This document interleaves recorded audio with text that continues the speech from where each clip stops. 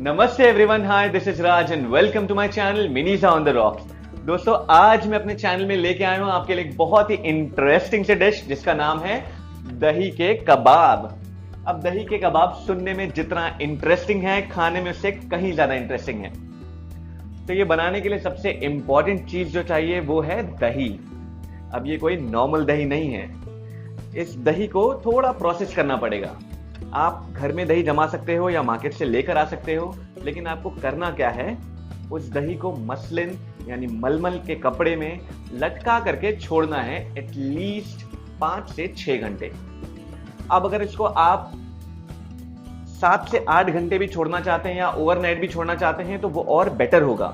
लेकिन एक चीज का ध्यान दीजिएगा, दही को आप जितना भी देर बाहर लटका कर छोड़ेंगे वो उतना खट्टा हो जाता है। तो ध्यान हमें ये देना है कि आपको दही को फ्रिज के अंदर कहीं पे लटका करके छोड़ना होगा, उससे दही आपका खट्टा नहीं होगा। ठीक है। अब थोड़ी सी चीजें और ध्यान दीजिएगा, जब आप दही को मसलन यानी मलमल के कपड़े में लटकाएंगे तो उसको स्क्वीज मत करिएगा बहुत ज्यादा। स्क्वीज करेंगे तो दही बाहर आ जाएगी कपड़े से। आपको सिर्फ ये करना है कि उसको ढंग से लटका करके छोड़ देना है ताकि पानी जो है उसका वो ट्रिप ऑफ होता जाए, धीमे धीमे निकलता जाए। अब कुछ इंपॉर्टेंट इंग्रेडिएंट हैं, वो हैं ब्रेड क्रम। ब्रेड क्रम आप घर में भी बना सकते हो और मार्केट में मिलता है इसका पैकेट, आप वो मंगा सकते हो। ब्रेड क्रम मतलब आपका जो सूखा ब्रेड होता है उसका बुरादा। ठीक है। अब दूसरी इंपॉर्टेंट चीज जो है वो है, ये है गोल्डन फ्राइड शैलेट्स यानी गोल्डन फ्राइड अनियन। इनको मैंने तेज आंच पे डीप फ्राई किया है। ऑयल में इनको डीप फ्राई करना है तेज आंच पे ताकि ये गोल्डन ब्राउन हो जाए। ध्यान दीजिएगा, इनको ब्लैक मत कर दिएगा जलाते जलाते, इनको इतना ही रखना है कि गोल्डन ब्राउन हो। अब इन्हें हमें अनियंस को हमें फाइनली चॉप करना है। ठीक है। तो मैं आपको आगे डिटेल में बताता हूं क्या करना है, कैसे करना है। चलिए स्टार्ट करते हैं। अगर आप मेरे चैनल पे नए हो तो प्लीज सब्सक्राइब करिएगा, और अगर आप पुराने हो तो अपने दोस्तों में शेयर करिएगा और लाइक का बटन जरूर दबाइएगा अगर आपको वीडियो पसंद आए। तो हमारा जो प्रोसेस्ड दही है यानी कि हंग कर्ड, उसको ट्रांसफर कर लीजिए एक मिक्सिंग बोल में जिसमें आप उसको इजीली मिक्स कर सकें।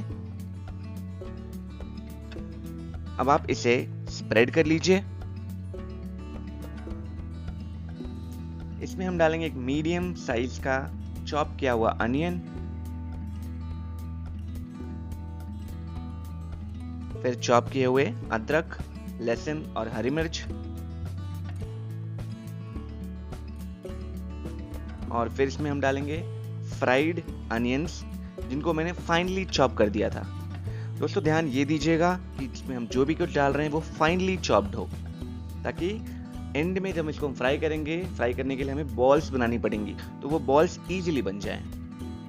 अब इसमें मैंने डाला है 1.5 चम्मच मैदा और 1 चम्मच कॉर्नफ्लावर। ये मैं इसलिए डाल रहा हूं ताकि ये अच्छे से बाइंड हो सके और अच्छे से बॉल्स फॉर्म हो सकें। फिर मैंने इसमें डाला है नमक, वो आप क्वांटिटी के हिसाब से डालिएगा। चुटकी भर हींग डाली है, जीरा पाउडर 1/2 चम्मच, और एंड में डाल रहा हूं इसमें फाइनली चॉप्ड धनिया यानी कोरिएंडर लीव्स। तो अब इसको हम बहुत ही डेलिकेटली, बहुत आराम से मिक्स करेंगे। दोस्तों ध्यान ये दीजिएगा कि आप इसको डेलिकेटली ही हैंडल करें, अदरवाइज आपका जो ये सॉलिड फॉर्मेशन है दही का वो बिगड़ सकता है और लस्सी जैसा फॉर्मेशन बन जाएगा, जिससे आप एंड में जब आप गोले बनाओगे तो वो अच्छे से फॉर्म नहीं होंगे। तो ये रेडी हैं। अब आप ले लीजिए 2 चम्मच और एक पोर्शन निकाल लीजिए लगभग 1 चम्मच। दूसरे चम्मच से उसको आप पोर कर दीजिए ब्रेड क्रम के ऊपर, और चम्मच से ही उसको पूरा लपेट लीजिए ब्रेड क्रम में। अगर आप यहाँ पे पहले ही हाथ का इस्तेमाल करोगे तो पूरा का पूरा दही आपके हाथ में चिपक जाएगा और आप अच्छे से बॉल फॉर्म नहीं कर पाओगे।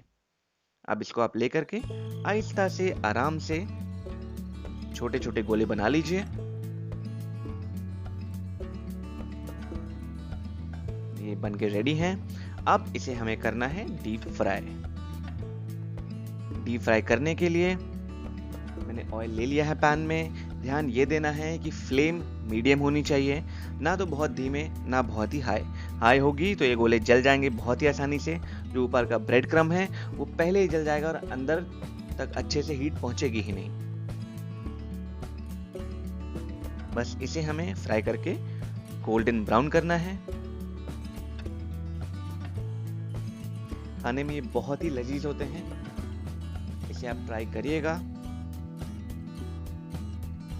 आप इसको सॉस के साथ खा सकते हो, चटनी के साथ खा सकते हो, n नंबर ऑफ चीजों के साथ खा सकते हो। तो ये गोल्डन ब्राउन हो चुके हैं। अब इनको मैं आराम से निकालूंगा।